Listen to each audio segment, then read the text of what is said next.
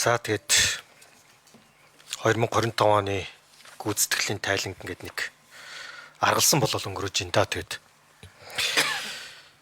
Гэтэ энэ ард түмнийг өөрөөр харна штэ.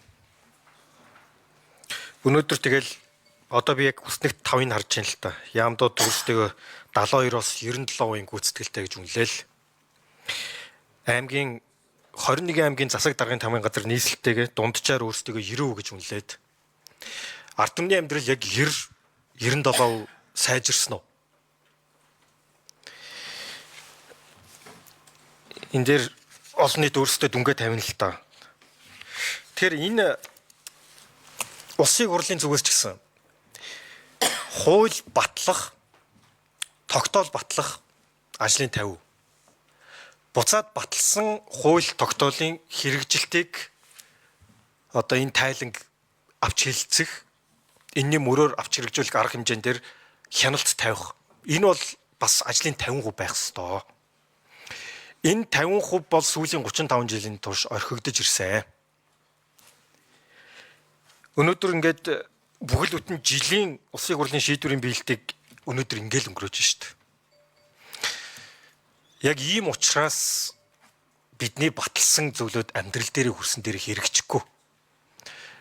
Ард түмний амьдрал руу гэрлүүн ороод хөргөчөнд нь очихгүй. Хүүхдийн эрүүл мэнд боловсрол руу нь очихгүй байгаагийн үндсэн шалтгаан энэ штт.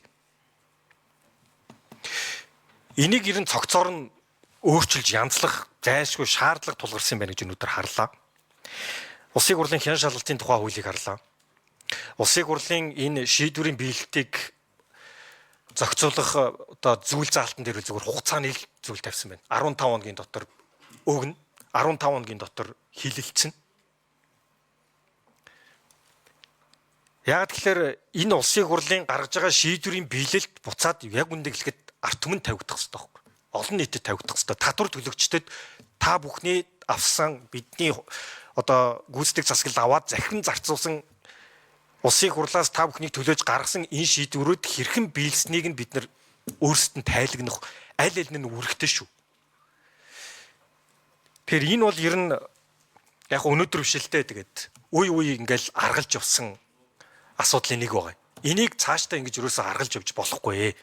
Энэ дээр нэг цогц том өөрчлөлт зайлшгүй шаардлагатай байна.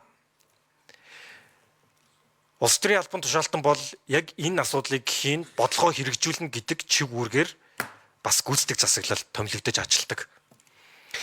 Буцаад яг хариуцлагын асуудал ярихад тэр гүйцэтгэл хэр хэмжээтэй хэмжигдэхүйц байсан уу? Үүн дээр үндэслэж буцаад шийдвэрэнд гарч ирэх ёстой.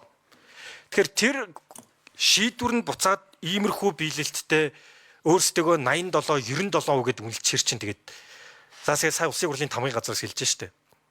Адилхан аргачлалаар үнэлж байгаа мөртлөө хоёр шаал өөр. Нэг нь хэрэгжсэн 100% хэрэгжсэн гэдэг улсын хурлын тамгын газар яг адилхан аргачлалаар харсан чинь хэрэгжээгүй гэж дүнс. Энэ асуудлуудаа бүгдээрээ цогцоор нь шийдэх ёстой шүү. Хэрвээ шийдэгдэхгүй бол өнөөдөр Монгол улсад тулгамдж байгаа асуудлаа бид нэр шийдэж чадахгүй байхгүй юу?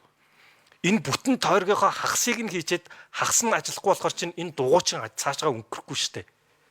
Тэгэхээр иймэрхүү байдлаар аргалж явдаг асуудлыг ер нь энэ 25 оноос цаашаа өөрчлөхгүй бол бид нар энд өөрсдөө 97% үнэлчээл ажил ерөөсөө хийгдэггүй ард түмний амьдралд ямар ч өөрчлөлт байхгүй. Ийм л байдалтай байсаар байх юм байна. Энийг өөрчлөх хэрэгтэй шүү. За